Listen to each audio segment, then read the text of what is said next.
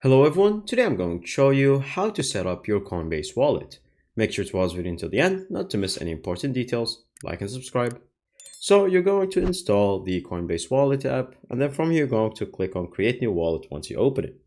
And then from here it's going to ask you for any recognition, either your facial recognition or your fingerprint. And then once you do that, it's going to slowly create your wallet. And now there's going to be two single options.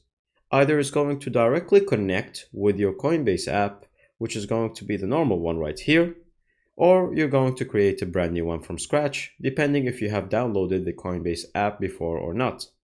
So if that is the case, then once you create a Coinbase normal app, then you can simply click on the wallet and it will connect with it. But from here, you're going to design your application and your wallet. So from here, you're going to go to the address, and then you're going to add and manage wallets. And as you can see right here, this is your main wallet that you just created from the application.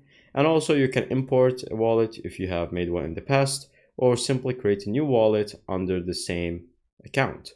And then from here, as you can see, this one is not backed up yet, so make sure to back up the recovery phase. And after that, there you go. Now you are fully set up and you can simply buy cryptocurrency from the Coinbase app directly.